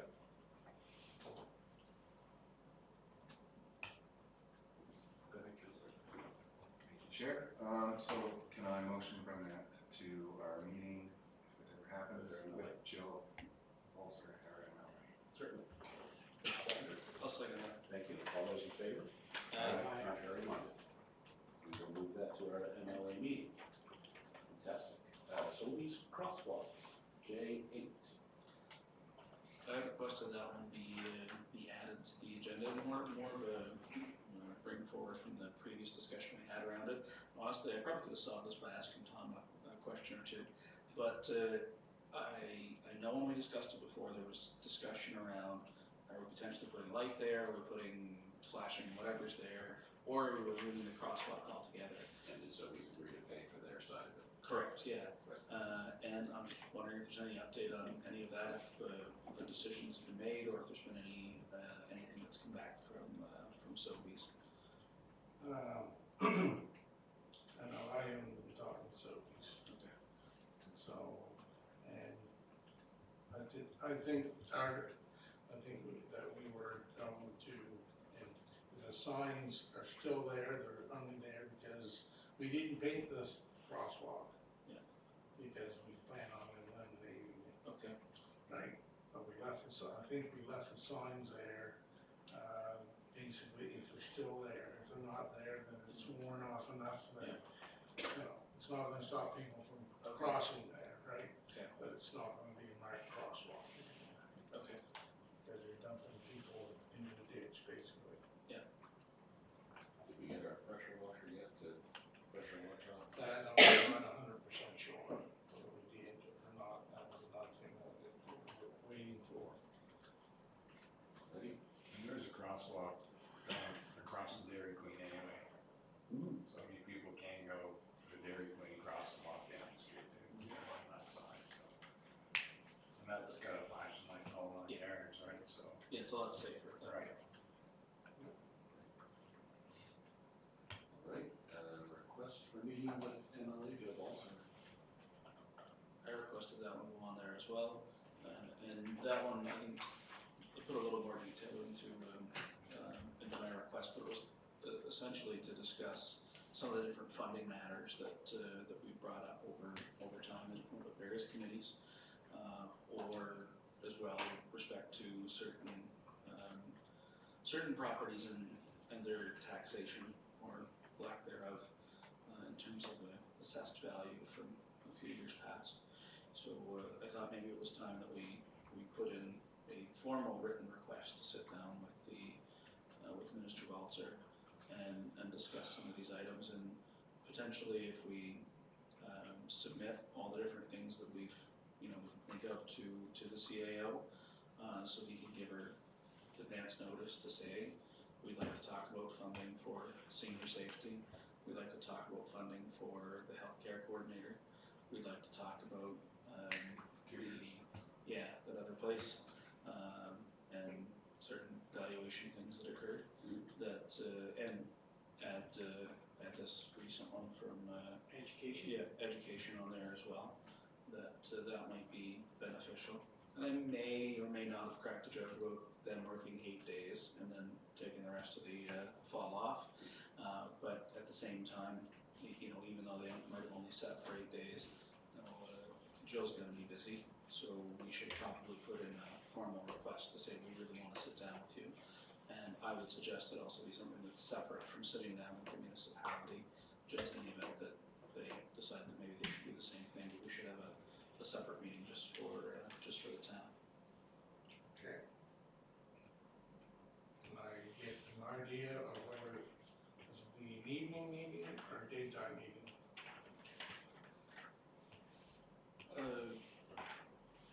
find out that it's easier for Jill, as long as it's a time where, as long as it's not gonna be before the end of next week, then I can make time in the day or in an evening, obviously.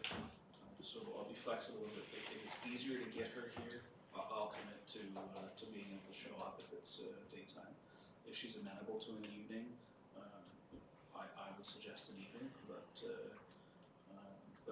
for me, it depends on when is the best time for the minister.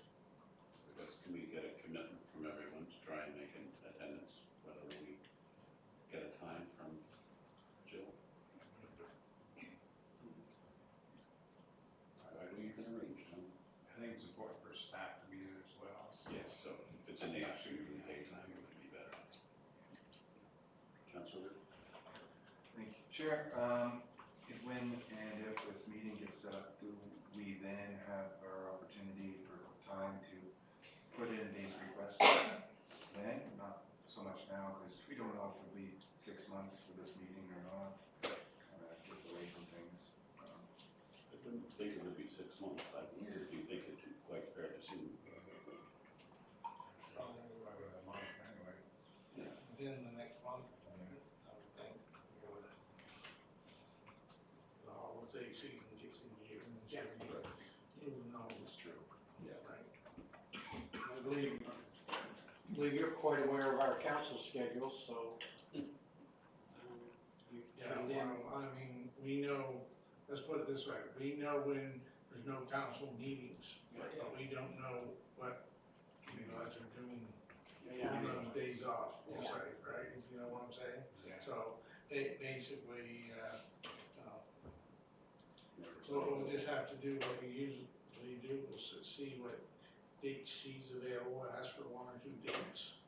And then we'll check with council to see what dates work for the council, or at least the majority of council. Sure. Be great if all council could be there, but, Sorry, Chair, I just meant also say that, I was just wondering, is this gonna be a public or just an in-camera kind of session, or with Jill?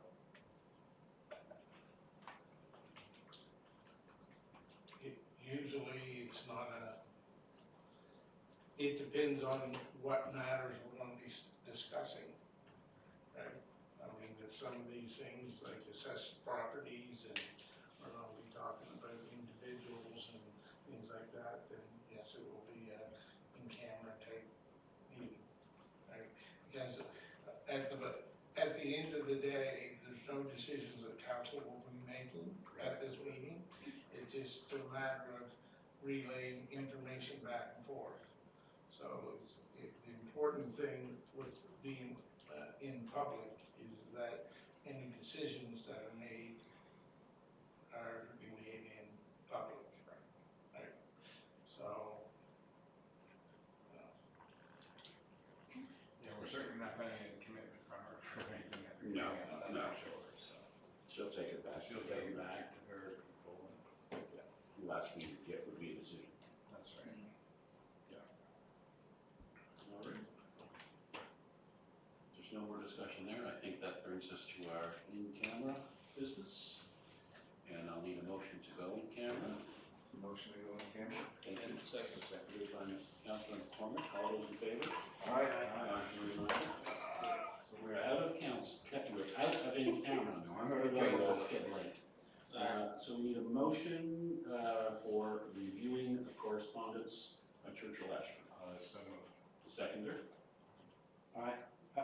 I'll specifically say that you're referencing the motion, the water runoff concerns and for 145 Victoria Street and 85 Church Street. Thanks. Right. So, Yes. All those in favor? Aye. Contrary minded? That motion is passed. Tom, you have direction for putting a job description on council's agenda. And we need a motion for the yacht club to send that to council. So moved. Seconder? Second that. All those in favor? Aye. Contrary minded? Send that to council. And Tom, you have direction for what to do with the food bank. Yep. Awesome. That concludes our business. Motion for Motion for adjournment. Thank you. Second. All those in favor? Aye.